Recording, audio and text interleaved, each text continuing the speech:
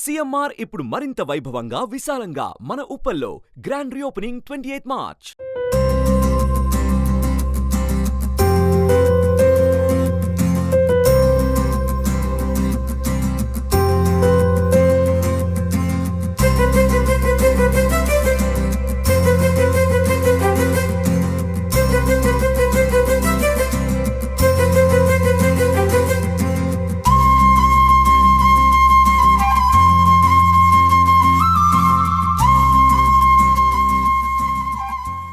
నమస్కారం, welcome to temple tour with Gitanjali. ఇవాల్టి కార్యక్రమంలో మనం చూడబోతున్నాము పాండిచ్చేరిలో ఉన్నటువంటి బాసిలికా చర్చ్.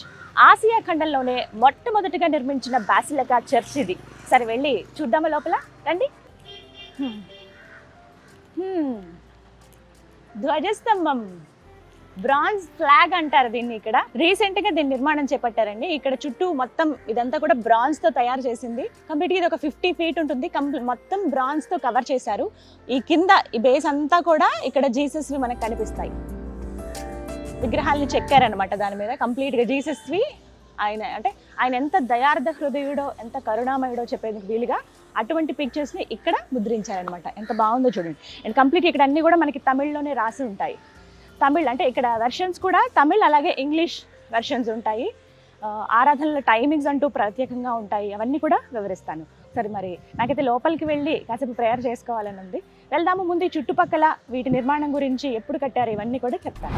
ఈ బాసిలికా లోపలికి అడుగు పెట్టగానేనండి నిజంగా ఎంత ప్రశాంతంగా అనిపిస్తుందో తెలుసా.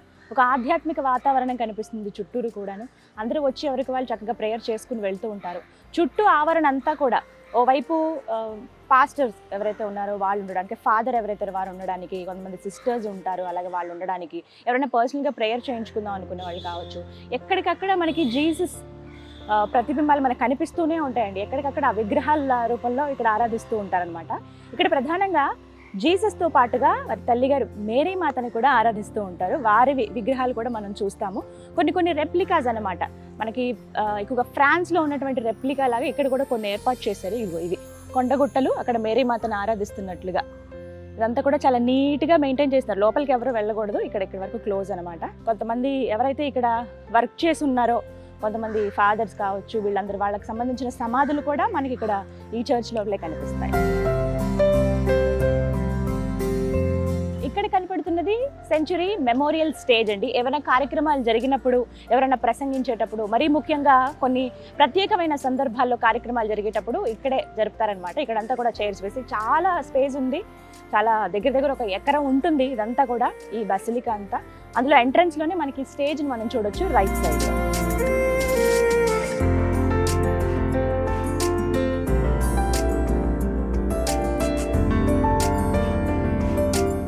ఇక్కడ మనం చూస్తున్నాం కదా, ఇది మొత్తంగా బాసిలికా రెప్లికా అండి. ఏదైతే మనం పెద్ద చర్చ్ ఇప్పుడు చూస్తున్నామో ఆ బాసిలికాని ఇక్కడ మీనియేచర్ లాగా, అంటే ఒక చిన్న రెప్లికా ఏర్పాటు చేశారు. అసలు ఏ విధంగా ఉంది, ఎలా నిర్మించారని చెప్పి. మొత్తంగా ఈ బాసిలికా నిర్మించి 116 సంవత్సరాలు అయిందండి. ఆసియా ఖండంలోనే మొట్టమొదటి బాసిలికా చర్చ్ ఇది. మనం ఇలాంటి బాసిలికాని గోవాలో కూడా చూస్తాము. అలాగే అంటే దీని తర్వాత నిర్మించారు అది కూడా, బట్ ఫస్ట్ నిర్మించింది మటుక పాండిచ్చేరిలో ఉన్నటువంటి ఈ బాసిలికా. ఈ చర్చ్లో ప్రధానంగా ఆరాధించేది సాక్రెడ్ హార్ట్ ఆఫ్ జీసస్ని. అంటే జీసస్కి సంబంధించి వివిధ ఫేజెస్లో ఒక్కొక్క దగ్గర ఆరాధన చేస్తూ ఉంటారు. అందులో భాగంగా పాండిచ్చేరిలో ఉన్నటువంటి ఈ బాసిలికా చర్చ్లో జీసస్లో ఉన్నటువంటి ఒక ఫేజ్ అనమాట ఇది, సాక్రెడ్ హార్ట్ ఆఫ్ జీసస్. అది ఎంత కరుణామయుడో అందరికీ తెలుసు. అంటే ఎంత దయార్థ హృదయుడో, ప్రేమని పంచాలి. ఎవరు మనకి ఎదురొచ్చినా, లేకపోతే మన గురించి ఏమైనా చెడు మాట్లాడినా మంచి మాటలతో వాళ్ళని కూడా మార్చొచ్చు అని ఆయన మాటల్లో మనం చాలాసార్లు విన్నాం. అదే ఇక్కడ ప్రతి ఆరాధనలో కూడా చెబుతూ ఉంటారనమాట. ఎంతోమంది ప్రతినిత్యం వస్తూ ఉంటారు. ఇక్కడ పర్టికులర్గా ఏంటంటే తమిళ్ అలాగే ఇంగ్లీష్ ఆరాధన ఉంటుంది. అందులో టైమింగ్స్ కూడా ఉంటాయి. ఉదయం 6 గంటలకి అలాగే సాయంత్రం 6 గంటలకి ఇక్కడ ఆరాధన జరుగుతుందన్నమాట. 1902 సంవత్సరం నుంచి 1909 సంవత్సరం వరకు, అంటే 7 ఏళ్ల పాటు ఈ చర్చ్ నిర్మాణం జరిగింది. మొత్తంగా ఏరియల్ వ్యూ ఒకసారి అంతా కూడా మనకి గాథిక్ స్టైల్లో కనిపిస్తుంది. కంప్లీట్గా మీకు డ్రోన్ విజువల్స్ కూడా చూపిస్తాను, ఒకసారి చూడండి ఓవరాల్ వ్యూ ఎలా ఉందో. ఈ చర్చ్ మొత్తం కూడా 50 మీటర్ల పొడవు, 48 మీటర్ల వెడల్పు, అలాగే 18 మీటర్ల హైట్తో ఉంటుంది. అంటే మొత్తంగా 62 ఫీట్ల హైట్ వరకు మనం ఈ చర్చిని చూడొచ్చు. ఎక్కడి నుంచి చూసినా, అంటే పాండిచ్చేరిలో మనం ఎక్కడి నుంచి చూసినా కూడా ఆ పైన ఆ శిఖరం దగ్గర ఉన్నటువంటి ఆ జీసస్ కానీ, ఆ క్రాస్ సింబల్ కానీ మనకు కనిపిస్తాయి. ఓకే, ఇక చర్చ్ లోపలికి వెళ్ళిపోదామా, పదండి. లోపలికి ఎంటర్ అయిపోయాం. ముందుగా చూడొచ్చు 25 ఫీట్ల పెద్ద పెద్ద డోర్స్ ఇవన్నీ కూడా అప్పుడు నిర్మించినవేనండి. ఇలా లోపలికి మనకి ఎంటర్ అవ్వగానే అటు ఇటు ఏంజల్స్ని మనం చూస్తాం. దేవదూతలు మనకి స్వాగతం పలుకుతున్నట్లుగా కనిపిస్తాయి. అటువైపు ఇటు లెఫ్ట్ అండ్ రైట్. నిజంగా ఎంత ప్రశాంతంగా ఉందో తెలుసా. ఆర్కిటెక్చర్ అయితే చాలా చాలా బాగుందండి. ఒక్కసారి మీరు కంప్లీట్ వ్యూ చూపిస్తాను చూడండి. ఇవన్నీ కూడా మొత్తం 24 స్తంభాలు ఉంటాయి మధ్యలో. ఇవన్నీ కూడా ఆ గోపురాల్లో అవన్నీ మోస్తున్నట్టుగా మనకు కనిపిస్తాయి. పైన చూడండి, నార్మల్గా మనం క్లాత్స్ తోటి తెరలు ఏ విధంగా కడతారో, టెంట్స్ మనం చూస్తాం కదా, చూస్తుంటే అలా అనిపిస్తుంది. కానీ ఇదంతా కూడా నార్మల్గా మనకి నిర్మాణమే. ఎక్కడ టెంట్స్ కానీ అలాంటి క్లాత్లు కానీ ఏవి యూజ్ చేయలేదు. చాలా అద్భుతంగా ఉంది. కొంచెం light cream and maroon colour కాంబినేషన్తో నిర్మించారనమాట. ఫస్ట్ నుంచి ఇదే కలర్ ఉంది. ఎంత బాగున్నాయో నిర్మాణాలు చూడండి. ఇదంతా కూడా అంటే 116 సంవత్సరాల క్రితం 1902లో స్టార్ట్ చేస్తే 1907 వరకు ఆ నిర్మాణం జరిగింది. ఇవన్నీ కూడా బ్రిక్స్, అలాగే లైమ్ స్టోన్ యూజ్ చేశారు. ఇందులో సిమెంట్ కానీ మిగతా అవి ఏవి యాడ్ చేయలేదండి. కేవలం ఇటుకలు. ఆ ఇటుకలు కూడా కొంచెం పల్చగా ఇలా ఉంటాయి. అంటే ఇప్పుడంటే మనకి ఈ సైజులో మనం చూస్తాం కానీ ఇటుకలు పెద్ద పెద్దగా, అప్పట్లో అలా ఉండేవి కాదు. దగ్గరికి ఇలా కూర్చేసేవాళ్ళు. దానిపైన లైమ్ స్టోన్తో కవర్ చేశారనమాట. వాటితోనే మొత్తం ఈ చర్చ్ అంతా కూడా నిర్మాణం జరిగింది.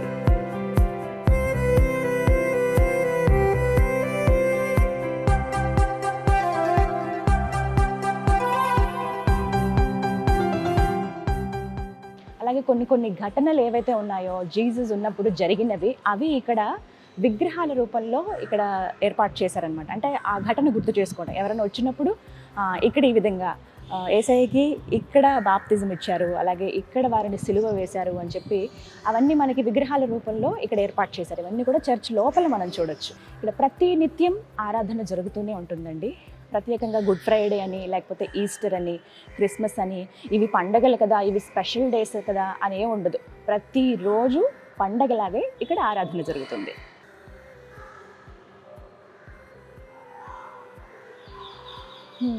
ఎంత బ్యూటిఫుల్గా ఉంది చూసారా. మేరీమాత బుజ్జి యేసయ్యని ఇలా ఎత్తుకుని ఉన్నారు. మేరీమాతను కూడా ఇక్కడ ప్రధానంగా పూజిస్తారనమాట. ఎంత చక్కగా ఉన్నారు. అంతా కూడా తమిళ్లో రాసి ఉంటుంది. చాలామంది తమిళ్లు టూరిస్టులు ఎక్కువ మంది వస్తారు. పాండిచ్చేరిలోనే ది బెస్ట్ టూరిస్ట్ ప్లేస్ ఇది. ఇదిగో ఇక్కడ మనం యేసయ్యని చూడొచ్చు. పునరుద్ధానం అంటే ఆయన మరణించి తిరిగి లేచిన తర్వాత ఉన్నటువంటి విగ్రహం. దానికి గుర్తుగా చేతుల్లో చూసారా, ఆయనకి చేతుల్లో మేకలు కొట్టి సిలువ వేస్తారు కదా, సో దాని గుర్తు ఇక్కడ పునరుద్ధానం. ఆయన మళ్ళీ తిరిగి లేచిన తర్వాత ఈ విధంగా ఆయన కనిపించారు. మళ్ళీ వారి భక్తులకి ఆయన దర్శనం ఇప్పించారు. నేనున్నాను, నేను ఎప్పటికీ ఉంటాను, నేను ఎక్కడికి వెళ్ళిపోలేదు, చనిపోయి తిరిగి లేచిన దేవుడును నేనే అని చెప్పిన వాక్యం మనందరికీ గుర్తుందిగా. అదిగో ఆయన. చాలా హాయిగా అనిపిస్తుంది. నేను కూడా కాసేపు ప్రేయర్ చేశాను.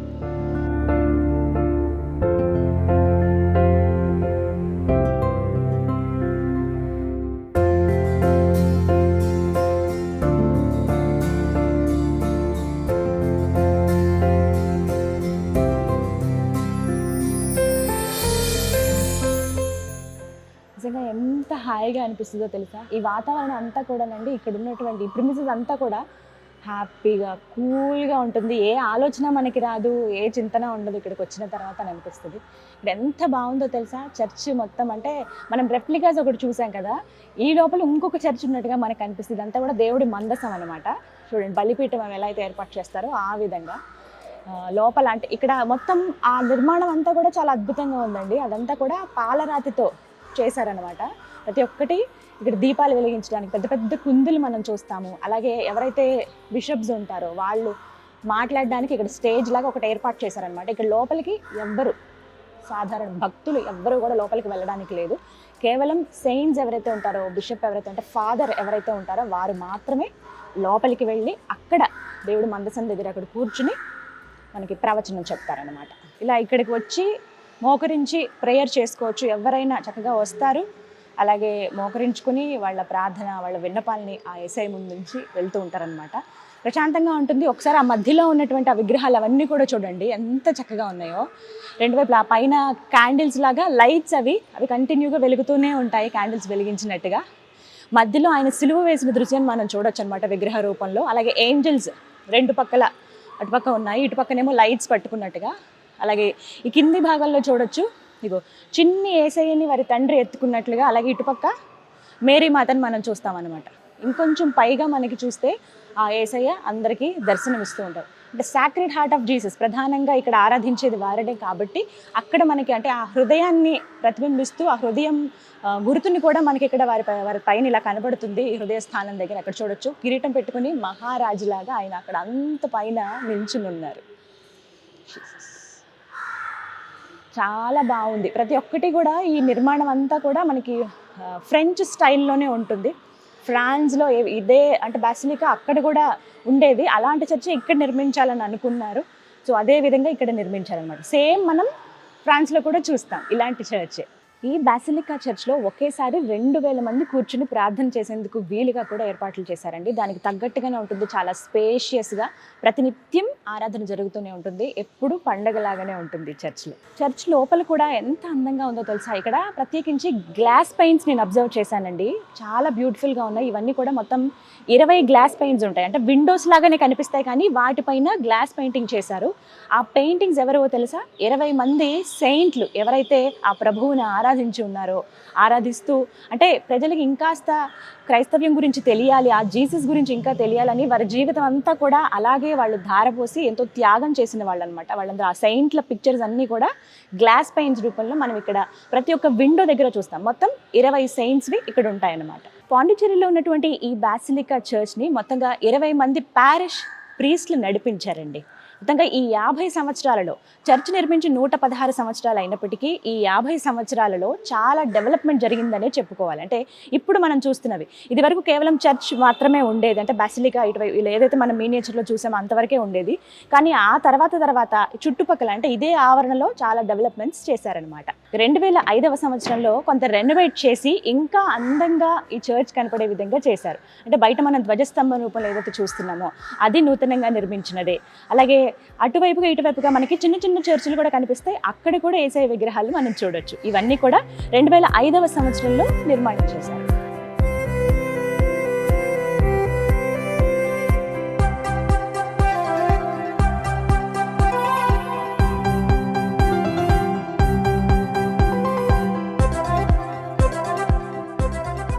పాండిచ్చేరిలో ఉన్నటువంటి ఈ బాసిలికా చర్చ్లో ప్రతి శని ఆదివారాలు 5 సార్లు ఆరాధన జరుగుతుంది. ప్రస్తుతం ఈ బాసిలికా చర్చ్ ఆర్చిడయాసిస్ ఆఫ్ పాండి కడలూరు వారి ఆధ్వర్యంలో నడుస్తుంది.